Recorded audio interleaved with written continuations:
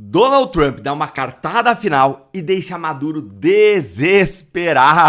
Então, Lula recebe uma notícia terrível. A sua indicação ao STF está em risco.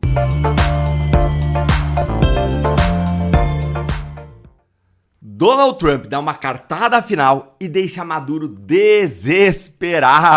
Então, bom dia para você que não é o presidente narcoditador da Venezuela, que vai, muito em breve, receber um presentinho de Donald Trump, que encurralou Maduro de uma forma inacreditável. E isso tem muito a ver com o que está acontecendo agora no Brasil, como eu vou mostrar em 3 pontos para você.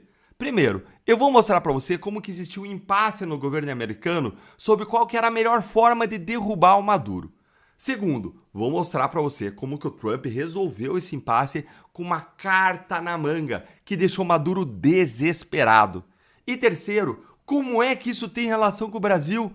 Ah, Deltan, como assim, Deltan? É isso mesmo, fica até o final do vídeo que eu vou explicar para você. Bora então agora direto ao primeiro ponto. Olha aí. Eu já mostrei aqui para vocês no canal que os Estados Unidos estão cada vez mais próximos da costa da Venezuela, com o maior porta-aviões do mundo e vários outros grandes aparatos militares estacionados lá no Mar do Caribe de prontidão, pertinho lá do Maduro. Só que havia uma disputa no governo americano sobre o argumento jurídico que eles usariam para derrubar o Maduro. Uma parte do governo entendia que ele deveria ser forçado a sair pelos próprios chavistas. E um outro lado do governo entendia que os Estados Unidos deveriam capturar o Maduro. Aí, sabe o que aconteceu? O Marco Rubio tirou uma carta da manga. Olha só aqui essa carta na manga dele, ó. Ele disse que os Estados Unidos vão considerar o Cartel de Los Soles como uma organização terrorista estrangeira. E quem que lidera esse cartel segundo o próprio governo americano? Olha só, hein? Ele mesmo, Nicolás Maduro.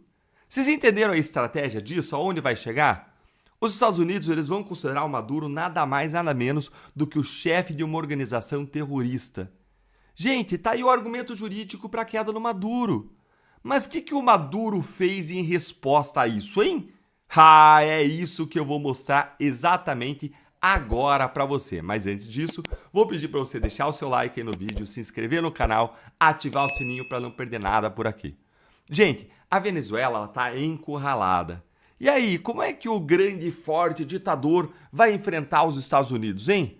Afinal, ele não estava latindo contra os Estados Unidos? Vamos ver como que o Maduro contra-atacou de um modo muito firme, muito contundente os Estados Unidos? Olha aí comigo. Imagine us people. Mira, são jodedores, vale. Gente, o cara já tá cantando Imagine, do John Lennon, quase chorando ali no palco. Esse é o grande ditador, não é? Contra a população civil, aí ele é um Doberman. Ele prende, ele tortura, ele mata. Agora, quando aparece os Estados Unidos, aí ele quer fazer esse coral? É isso? É patético, patético. Mas aí você pode estar se perguntando, Deltan, eu entendi. Mas o que isso tem a ver com o Brasil, hein? Vamos lá. O debate da lei antifacção que está acontecendo lá no Congresso Nacional, ele passa diretamente por tudo isso. Vocês lembram que um dos itens desse projeto era a equiparação das organizações criminosas às organizações terroristas? Aí, a Globo News e o governo Lula estão martelando que isso daria um argumento para que outros países tivessem o direito de invadir o Brasil. Ah, se vocês acompanharam o vídeo até agora, se sabem que isso não tem sentido. A gente já viu aqui no canal, eu vou repetir. Os Estados Unidos precisam, por acaso, que o governo brasileiro declare a organização do PCC como terrorista para poder fazer qualquer coisa? Não. Os Estados Unidos precisaram que o governo do Panamá, em 1989, se autodeclarasse: nós somos terroristas, para ele invadir o país e prender o ditador local? É claro que não. Lembrem que a gente disse isso aqui antes até da imprensa, antes de sair na imprensa. A gente já tinha trazido esse precedente do Panamá e explicado isso aqui há semanas. E eu pergunto de novo, os Estados Unidos precisam que a Venezuela declarasse o Cartel de Los Soles como uma organização terrorista, para que aí eles, os Estados Unidos, colocassem o maior porta-aviões do mundo na costa da Venezuela e ameaçassem invadir e derrubar o Maduro? Não! Por que então que eles precisariam que a gente qualificasse o Comando Vermelho, o PCC, como facções terroristas, para que eles então se comportassem dessa forma se eles quisessem, hein? Não tem sentido, gente. Considerar o PCC e o CV como terroristas no Brasil não muda 1 milímetro a forma como os Estados Unidos vão tratar o Brasil. É só ver, como eu já mostrei aqui, que os Estados Unidos consideram dezenas de organizações aí do mundo afora terroristas, espalhadas pelo mundo, sem que tenha promovido hostilidades contra esses outros países, sem que tenha invadido ninguém. O caso da Venezuela ele é muito particular, porque o presidente do país é considerado chefe do cartel. E agora eu quero ouvir você. Você acha que o Maduro ele vai cair por invasão? Ou será que vai ter alguma outra saída, com uma negociação ou uma deposição interna pelos chavistas, aliados, para evitar uma medida americana contra o país, hein?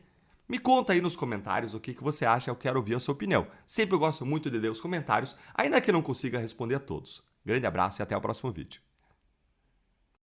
Lula recebe uma notícia terrível. A sua indicação ao STF está em risco.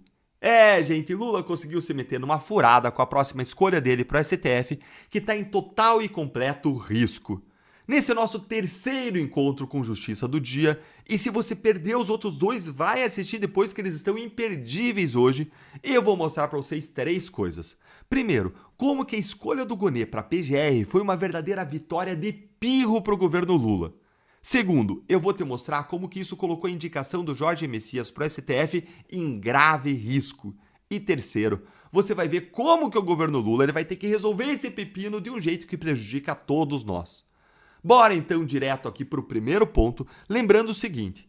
Todo mundo sabe que o Paulo Gonê foi escolhido, na verdade, pelos ministros Gilmar Mendes e Alexandre de Moraes para estar à frente da PGR. Quando ele foi escolhido PGR lá em 2023, ele recebeu, presta atenção, 65 votos favoráveis e 11 contrários. Mas agora, depois desses 2 anos em que o Gonê atuou de forma totalmente alinhada ao Moraes, especialmente nos casos mais importantes do STF, como a ação da trama golpista e o 8 de janeiro, agora o Gonê recebeu 20 votos a menos para sua recondução ao cargo. O que foi, inclusive, gente, o placar mais apertado da história. Gente, isso foi uma chamada aí vitória de pirro do governo. E só para você entender, a gente diz que é uma vitória pírrica ou de pirro quando ela custa tanto, mas tanto pro vencedor, que ela até parece uma derrota. Isso tem origem lá na época romana, quando um general chamado Pirro, apesar de ele ter ganho algumas batalhas contra Roma, ele acabou perdendo a guerra, justamente porque as suas vitórias iniciais foram muito custosas. A indicação então do Gonê, gente, foi uma dessas vitórias. E eu vou te mostrar isso agora no nosso segundo ponto, mas antes, você já sabe, não custa nada. Eu vou pedir para você sentar o dedo no like para mais gente entender de política e por que o governo Lula é uma tragédia. A gente fala muito disso por aqui. E se você é novo aqui, se inscreve aqui no canal, é a sua casa, clica no sininho e vamos agora direto para o segundo ponto. Como eu disse para vocês, o Gonê foi aprovado com 20 votos a menos do que na primeira aprovação dele. E vejam, eram necessários no mínimo 41 votos para o Gonê ser aprovado. E ele teve 45. Olha a diferença, 41 para 45. Foi quase rejeitado, gente. E isso tem uma consequência claríssima para o governo Lula. A indicação do Jorge Messias para a vaga do Barroso no STF está em risco. Olha só aqui o que saiu no jornal O Globo. Nos bastidores, líderes da base do governo admitem que só evitaram uma derrota inédita graças a uma operação emergencial que arrancou 2 votos da oposição e contou com a articulação direta do Davi Alcolumbre para manter o quórum alto em uma semana de esvaziamento. Mesmo assim, o placar foi considerado terrível para o governo, nas palavras de um dos articuladores. O diagnóstico interno é que, se a indicação fosse de Messias naquele mesmo ambiente, o Planalto não teria hoje margem para garantir a aprovação. Indo agora para o nosso terceiro ponto, gente. É claro que depois disso os tubarões do Centrão, eles sentiram cheiro de sangue na água, não é? Agora eles estão cobrando um preço muito mais caro, muito mais alto para votar no Messias pro STF. Eles vão querer cargos, emendas, tudo aquilo que eles acharem que eles podem tirar, exigir do governo. Então a vitória na indicação do Gonê ela vai acabar custando muito, mas muito caro para o governo Lula e para todos nós. E a questão é que o governo poderia facilmente vencer essa resistência da oposição, resolver esse problema aí com o Centrão, se ele indicasse um nome que não fosse simplesmente um amigo pessoal que vai ter uma lealdade canina a ele, mas sim um jurista técnico, de reputação ilibada, com notório saber jurídico, como exige, aliás, a Constituição. Ah, e sabe quem que tem a mesma opinião que eu? Sabe quem concorda comigo? O Lula! Mas não o Lula de hoje. Eu tô falando do Lula candidato em 2022. Aquele cheio de promessas bonitas, tipo a picanha que ia chover. Deltan, que é isso, Deltan? Então olha aqui, ó. Veja aqui o que o Lula disse sobre indicar amigos para STF naquela época, ó. Olha aí. Sinceramente, eu estou convencido que tentar mexer a Suprema Corte para colocar amigo, para colocar companheiro, para colocar partidário, é um atraso, é um retrocesso que a República Brasileira já conhece. Aí, ó, gente, ó, ele acusava o seu adversário Bolsonaro de ter colocado amigos no STF. Mas aí ele, quando entrou, o que ele fez, hein? Ele colocou o advogado pessoal dele, o Zanin. Depois colocou o companheiro comunista Flávio Dino, ministro dele. E agora ele quer colocar o Messias. Mas e você? Você acha que depois da votação do Gonê, o Messias consegue passar no Senado, ser aprovado? O que você acha dessa história toda, hein? Me conta aí a sua opinião nos comentários.